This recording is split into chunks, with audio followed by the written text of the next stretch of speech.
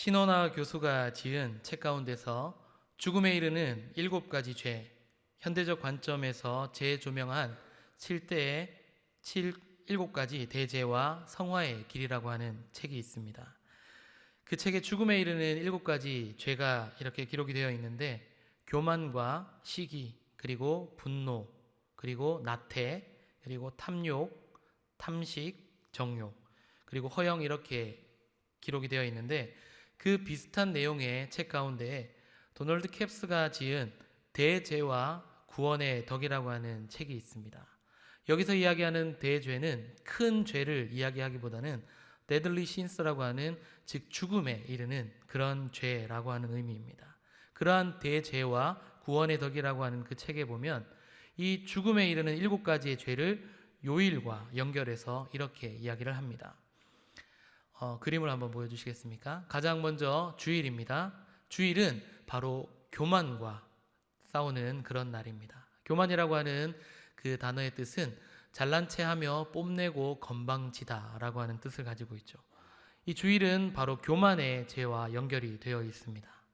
주일은 우리가 하나님이 허락하신 거룩한 예배에 참여하여서 우리의 삶과 모든 창조의 중심이 우리들이 아니라 바로 창조주 되시는 하나님임을 선포함으로써 우리들이 교만과 싸우는 그러한 날입니다. 바로 선포되어지는 그 말씀을 통하여서 오직 하나님만이 창조주이시며 우리는 피조물임을 깨달아야 하는 그런 날이 바로 주일인 것이죠. 그 다음입니다. 월요일입니다. 월요일은 시기, 바로 남이 잘 되는 것을 셈하여서 미워하는 바로 시기라고 하는 죄와 싸우는 날입니다. 그 다음 화요일은요, 분노와 싸우는 날입니다.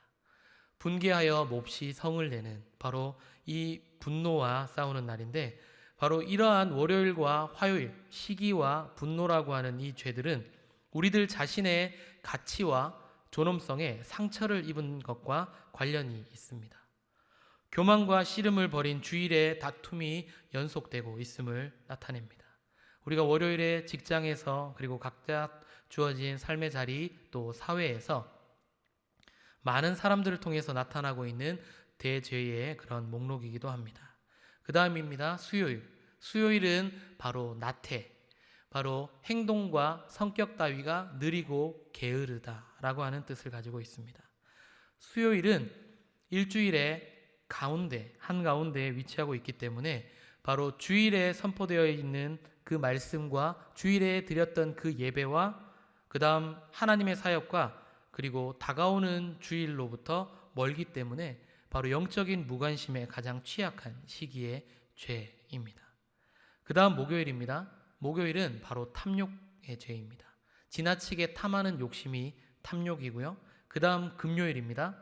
금요일은 탐식, 음식을 탐냄 또는 탐내어서 먹는 그런 죄가 이제 전해지는 그런 날인데, 이 죄들은 그 전날의 영적인 무장의 상실에 따르게 되는 바로 자기 몰입의 죄가 바로 탐욕과 탐식에 해당이 됩니다. 마지막 토요일은 바로 모든 죄 중에서 가장 자기 몰입적인 정욕이 바로 일어나는 날입니다. 마음속에 일어나는 여러 가지 욕구들이 바로 정욕인데, 주일에 드렸던 예배의 그 영적인 효과가 가장 낮은 바로 썰물에 비길 수 있는 때인 한 주간의 마지막 날인 바로 토요일, 가장 큰 죄의 정욕이 해당이 됩니다. 오늘이 무슨 요일입니까? 요일 모르십니까? 오늘 금요일입니다. 오늘은 금요일. 무슨 죄와 싸워야 되죠? 탐식과 싸워야 되는 그런 날이 오늘 금요일입니다. 음식을 탐내고 또 탐내어 먹는 그런 탐식과 싸우는 금요일 밤입니다. 오늘 꼭 이 탐식이라고 하는 죄와 싸워서 이기기 위해서는 오늘 열심히 찬양했고 말씀 듣고 뜨겁게 기도하고 허기진 배를 움켜쥐고 집으로 돌아가실 때 양손에 치킨과 피자를 과감히 포기하시고 이 탐식의 죄에서 승리할 수 있기를 주님의 이름으로 간절히 축복합니다. 그림 한 번만 다시 보여주시겠습니까? 탐식이라고 하는 이 그 죄에 해당이 되는 그 그림은 바로 잘 보이시는지 모르겠는데, 식탁 앞에 앉은 거대한 남자가 어린아이의 성화에도 아랑곳하지 않고 홀로 개걸스럽게 고기를 먹어 치우는 장면을 바로 그리고 있습니다. 바로 탐식의 근본적인 문제는 무엇을 어떻게 먹고 마시느냐가 아니라 바로 음식에서 삶의 즐거움을 찾고 그 즐거움에 대한 욕망이 삶을 이끌어 간다라는 데 있습니다. 바로 오늘 설교 제목, 나는 선한 목자라 라고 하는 그 제목과 전혀 반대되는 그런 개념인 요한복음 10장 12절에 나오는 바로 삭군과도 같은 사람입니다. 요한복음 10장 12절과 13절 말씀을 우리가 함께 읽도록 하겠습니다.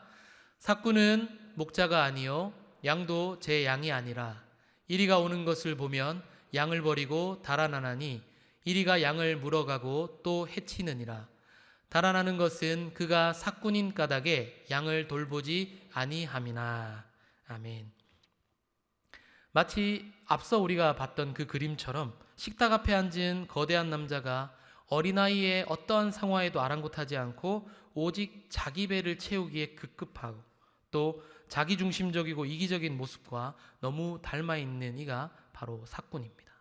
삭군이라고 하는 이 단어의 원어적인 의미는 임금을 받고 일을 하는 사람 또는 고용된 일꾼이라고 하는 뜻을 가지고 있습니다. 즉 돈을 받고 일하는 고용된 일꾼이 바로 삭군인데, 그러니 당연히 자신이 돌보는 양도 자신의 것이 아닙니다. 그냥 돈을 받고 그 양을 칠 뿐이죠. 그저 돈을 받고 양을 치는 사람이기에 혹시 공격해오는 맹수가 다가오면 그 양들을 과감히 버리고 바로 도망친다라고 성경은 우리들에게 말씀합니다. 하지만 예수님께서는 7가지 자기 선언 가운데 오늘 본문에 선언하신 것 무엇입니까? 바로 나는 선한 목자라 라고 말씀하고 계십니다. 삭군과 전혀 반대되는 선한 목자. 그렇다면 선한 목자는 어떤 목자를 선한 목자라고 성경은 말씀하고 있을까요? 아마도 선한 목자의 개념을 가장 잘 요약 정리해 놓은 성경 구절을 찾아보라고 하면 아마 단연 시편 23편의 말씀일 겁니다. 그래서 오늘은 요한복음의 말씀과 오늘 본문의 말씀과 시편 23편의 말씀을 병행해서 함께 묵상해 보고자 합니다. 가장 먼저 선한 목자는 바로 생명으로 인도합니다.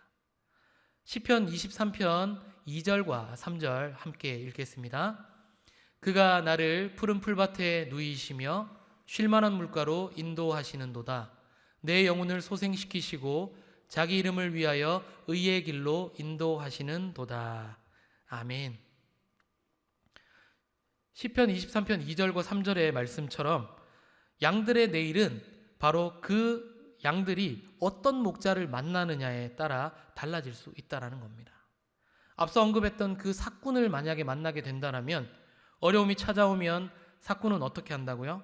양들을 버리고 오직 자기의 목숨을 구제하기 위해서 도망쳐 버린다라는 겁니다. 하지만 선한 목자를 만나면 그 양들의 생명을 지키기 위해서 끝까지 인도해 간다라는 것을 성경은 우리들에게 말씀합니다. 시편 23편 2절과 3절의 기록처럼 선한 목자는 치는 그 양들이 배부르게 먹을 수 있는 푸른 풀밭이 어디인지 살펴보고 그 푸른 풀밭으로 인도해야 하며 또 양들이 맹수들의 공격에서 자유하며 평안히 쉴 수 있는 물가로 인도해야 한다는 겁니다. 사랑하는 여러분들을 배부르게 먹이실 선한 목자가 누구입니까? 바로 날마다 일용할 양식으로 먹이시고 입히시는 오직 주님, 예수님이심을 믿을 수 있기를 간절히 축복합니다.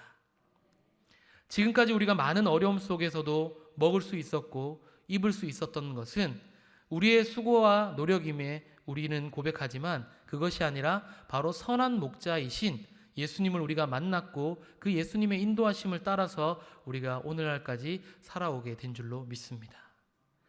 우리의 월급이 조금 올라서 우리가 너무 기뻐서 이전보다 많은 월급을 받아서 많은 돈이 남을 거라 생각했지만 그 돈들은 다 어디 가고 없고 결국은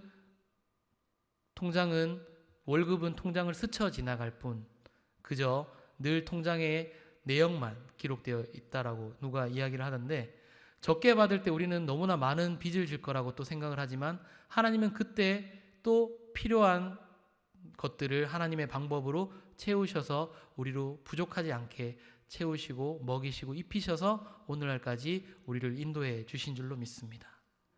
놀랍게도 많이 받아도 남는 것이 없고 적게 받아도 부족함이 없는 것. 왜냐하면 하나님께서 날마다 일용할 양식으로 우리를 먹이시고 입히시기 때문인 줄로 믿습니다. 그 하나님의 그 선하신 은혜 가운데서 예수님의 인도하심을 받고 살아온 결과물이라는 것을 우리는 믿습니다. 더하여서 요한복음 10장 3절 말씀에 보면 이렇게 기록되어 있습니다. 함께 봅니다.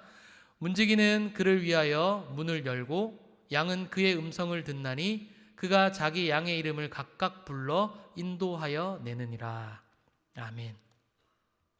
우리는 이 말씀에서 선한 목자의 특징을 발견할 수가 있어야 합니다. 무엇이냐면 성경의 기록처럼 그가 자기 양의 이름을 각각 불러 인도하여 냈다라고 말씀합니다. 자기 양의 이름을 어떻게 해요? 각각. 선한 목자 되신 우리 예수님은 자기 양의 이름을 각각 불러서 인도하셨다라는 겁니다. 선한 목자 되신 예수님은 양을 그저 집단으로 취급하지 아니하시고 1대1로 원투원으로 관계를 맺고 있다라고 말씀하고 있습니다. 그런 관계 속에서 선한 목자 되신 예수님은 우리들의 의식주 문제만을 해결해 주시는 분이 아니라 놀랍게도 바로 우리들의 죽어가는 그 영혼을 다시 살리시고 그 자기 이름을 위하여 의의 길로 인도하고 계신다라는 겁니다. 선한 목자 되신 예수님, 바로 우리들의 마음속 깊은 어려움과 고통의 그 문제까지도 가장 잘 알고 계시고 또 우리들이 무엇 때문에 마음 아파하는지 무엇 때문에 고통스러워하는지를 가장 잘 알고 계십니다. 하나님께서 우리를 창조하셨고 또 예수 그리스도께서 우리의 모든 죄를 대신해서 십자가에 죽으셨고 그것도 부족해서 우리가 홀로 있지 않도록 보혜사 성령님을 이 땅 가운데 보내셔서 우리와 날마다 동행하시며 우리가 무엇 때문에 아파하고 무엇 때문에 고민하고 무엇 때문에 밤잠을 설치는지 우리 주님은 가장 깊이 알고 계신다라는 사실입니다. 오늘 본문에 기록되어 있는 요한복음 10장 14절과 15절 말씀을 우리가 함께 읽겠습니다. 나는 선한 목자라. 나는 내 양을 알고 양도 나를 아는 것이 아버지께서 나를 아시고 내가 아버지를 아는 것 같으니 나는 양을 위하여 목숨을 버리노라. 아멘. 선한 목자 되신 주님이 양의 마음과 생각까지 알 수 있는 이유, 단순히 그저 지적인 알미 아니라 확신에 찬 암, 바로 오랜 경험적 삶을 통한 알미이기 때문입니다. 늘 우리와 함께 하셨고 지금도 우리와 함께 하시며 앞으로 영원히 우리와 함께 하시기에 우리를 누구보다도 가장 잘 알고 계신다라는 겁니다. 그러기에 우리는 두려워하지 말고 믿기만 하면 선한 목자 되신 예수님께서 우리들의 영혼과 육체의 모든 생명까지 의의 길로 인도해 주실 줄로 믿습니다. 아멘. 두 번째는 선한 목자는 바로 항상 함께 합니다. 선한 목자는 어떻게 해요? 항상 함께 한다라는 겁니다. 시편 23편 4절 말씀입니다. 함께 읽습니다. 내가 사망의 음침한 골짜기로 다닐지라도 해를 두려워하지 않을 것은 주께서 나와 함께 하심이라. 주의 지팡이와 막대기가 나를 안위하시나이다. 아멘. 시편 23편의 저자 다윗은 낮이나 밤이나 그 양들과 함께 동거동락했습니다. 수많은 양떼들을 푸른 풀밭 쉴만한 물가로 인도하기 위해서 최선의 노력을 하였다라는 겁니다. 행여 양들이 목초지를 찾아서 길을 다니다 험한 광야길에서 낙오되지 않도록 곁에서 항상 함께 했습니다. 또한 그 광야의 수많은 맹수들의 공격에서 안전할 수 있도록 다윗은 여러 무기로 무장을 하고 있었는데 다윗의 원거리, 멀리 떨어져 있는 그 거리를 공격하는 공격 무기가 무엇이었습니까? 바로 물맷돌입니다. 수많은 양들을 보살펴야 하는 다윗이기에 때로는 멀리 떨어져 있는 그 먼 곳에서 양들이 맹수들의 공격을 받을 때 다윗은 바로 이 물맷돌로 맹수들을 쫓아냈습니다.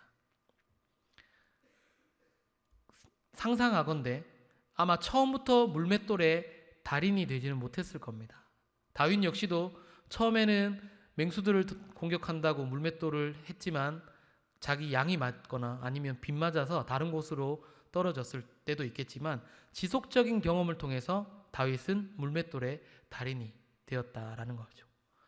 또 멀리 떨어져 있는 그러한 맹수들의 공격은 물맷돌로 물리쳤다라면 가까운 거리에서 공격해오는 그 맹수들의 그 방어하는 공격 무기가 무엇이냐면 바로 막대기입니다. 시편 23편 4절 말씀에 기록되어 있는 지팡이와 막대기는 같은 단어가 아닙니다. 지팡이는 우기 때 많은 비로 인해서 갑자기 생겨진 그 물웅덩이의 깊이를 잴 때 바로 사용하는 것이 긴 지팡이입니다. 허리보다 더 높이 올라오는 지팡이고요. 막대기는 바로 허리에 차고 있다가 맹수들이 공격해 올 때면 그 막대기로 맹수들을 물리치는 그런 공격 무기라는 것이죠. 이렇게 다윗이 양들을 칠 수 있었던 첫 번째 바로 양들과 항상 함께 생활했기 때문입니다. 만약에 다윗이 양들을 이제 그냥 목초지에 풀어놓고 자신은 편안하게 다른 곳에서 쉬고 있었다라면 밤중에 양들을 공격해오는 맹수들의 공격을 절대로 막지 못했을 겁니다. 함께 있었기에 양들의 소리에 민감하게 반응할 수 있었고 적극적으로 즉시 반응할 수 있었다라는 것이죠. 그렇다면 오늘을 살아가고 있는 우리들을 지켜주는 이가 누구일까요? 우리 부모님들 역시 사랑하는 자녀들을 24시간 눈동자같이 지켜주고 싶지만 몸이 하나인지라 모든 영역에서 자녀들과 함께할 수도 없고 자녀들을 지켜줄 수가 없습니다.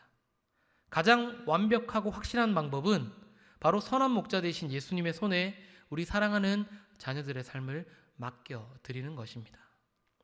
아침에 자녀들을 학교 보낼 때 늘 이야기하는 그저 습관처럼 이야기하는 것이 무엇이죠? 차 조심해라.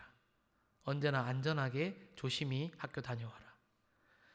선한 목자 되신 주님께 이렇게 함께 더하여서 기도했으면 좋겠습니다. 주님, 오늘도 떨어져서 지내는 그 모든 시간 동안 사랑하는 우리 아들과 사랑하는 딸들과 항상 함께하여 주옵소서.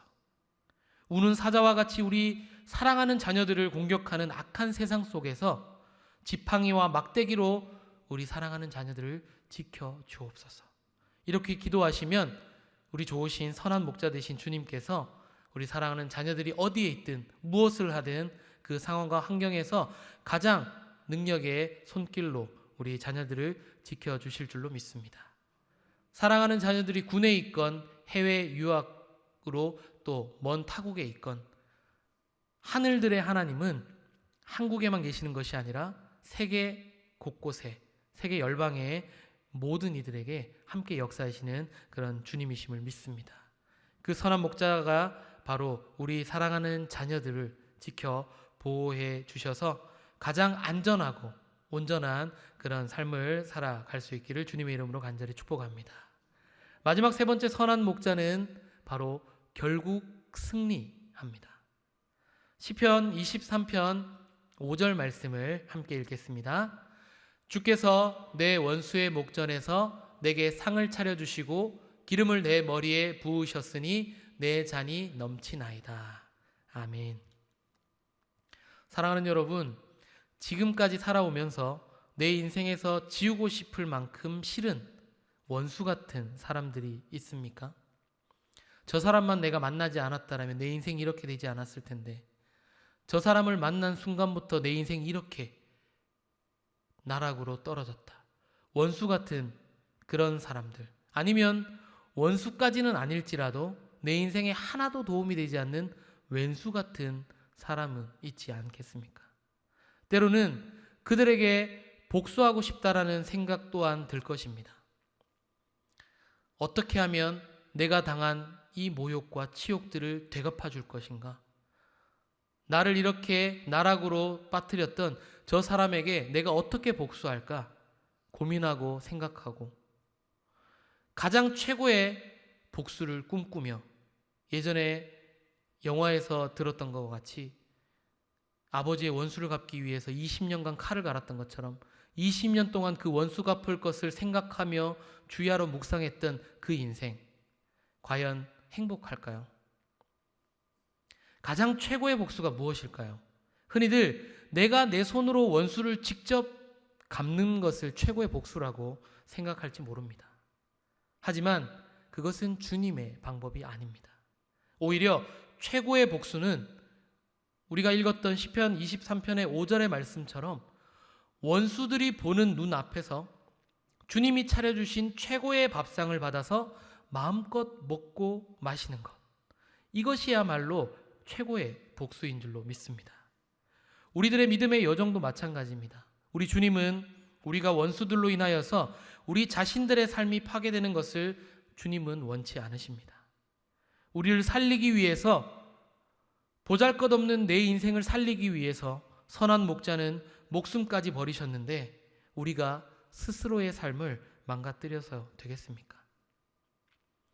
오히려 최후 심판 때에 원수들이 보는 눈앞에서 주님께서 차려주신 최고의 밥상을 마음껏 누리는 것이 최고의 역전이자 최고의 승리일 줄로 믿습니다. 이번 주간 새벽기도회 때 선포된 말씀 가운데서 다윗의 호의와 선의를 멸시와 천대로 모욕했던 나발 이야기가 그려져 있었습니다. 다윗은 불붙듯이 일어나는 그 분노로 나발을 치려 할 때에 지혜로운 여인 아비가일을 통하여서 다윗의 복수를 막으셨습니다. 우리는 흔히 다윗이 통쾌하게 나발을 직접 쳐서 복수하는 장면을 생각했을지 모릅니다. 하지만 하나님은 다윗을 하나님의 마음에 합한 사람으로 그렇게 만들어 가시기 위하여 지혜로운 여인 아비가일을 통하여 복수의 칼을 거두게 하셨습니다. 결국 다윗의 손이 아닌 하나님께서 나발을 치셔서 몸이 돌과 같이 되게 하셨다라고 성경은 증언합니다. 나아가서 그저 복수의 칼을 갈며 분노로 가득했던 다윗의 입술에서 이런 고백을 하게 합니다. 나발에게 당한 나의 모욕을 갚아주사 종으로 악한 일을 하지 않게 하신 여호와를 찬송할지로다. 아멘. 다윗의 그 분노에 찬 입술을 찬송의 고백으로 바꾸셨다라는 겁니다. 하나님은 우리로 하여금 이렇게 원수를 갚기 위해서 우리 인생을 망가뜨리는 것을 원치 않으십니다. 오히려 로마서 12장 21절의 말씀처럼 악에게 지지 말고 선으로 악을 이기라 말씀합니다. 더불어서 베드로전서 2장 19절과 20절 말씀에 이렇게 기록되어 있습니다. 부당하게 고난을 받아도 하나님을 생각함으로 슬픔을 참으면 이는 아름다우나 죄가 있어 매를 맞고 참으면 무슨 칭찬이 있으리요? 그러나 선을 행함으로 고난을 받고 참으면 이는 하나님 앞에 아름다우니라. 아멘. 사랑하는 여러분, 예수님께서 우리에게 영원한 생명을 주시는 그 방법은 특별합니다. 요한복음 10장 11절 말씀 함께 고백합니다. 나는 선한 목자라 선한 목자는 양들을 위하여 목숨을 버리거니와. 바로 우리 예수님께서 선한 목자가 되어주시고 양들인 우리들의 그 7가지의 대죄뿐만 아니라 모든 죄를 대신해서 목숨을 버리심으로 우리는 새로운 생명 얻게 되었습니다. 바로 예수님 자신의 그 생명과 우리를 맞바꾸신 겁니다. 그러므로 이 자리에 함께 예배한 우리 모두는 바로 예수님의 가장 고귀한 목숨과 맞바꾼 바로 예수님 자리의 인생을 우리는 살아가고 있는 줄로 믿습니다. 가장 보배롭고 존귀한 존재임을 잊지 마시기를 주님의 이름으로 간절히 축복합니다. 자신의 목숨과 맞바꾼 일은 이 세상 어느 누구도 하지 못한 가장 고귀한 희생입니다. 그러므로 그 고귀한 희생이 빛날 수 있도록 우리가 지금 누리고 있는 이 생명의 소중함을 다시금 깨닫는 오늘 금요 성경 집회가 될 수 있기를 주님의 이름으로 간절히 축복합니다. 나아가서 이 소중한 생명을 사꾼에게 맡기지 말고 오직 선한 목자 되시는 예수님의 인도하심을 따라 그 예수님과 함께하며 최후 승리를 경험할 수 있는 하나님의 사람들이 다 되시기를 주님의 이름으로 간절히 축복합니다.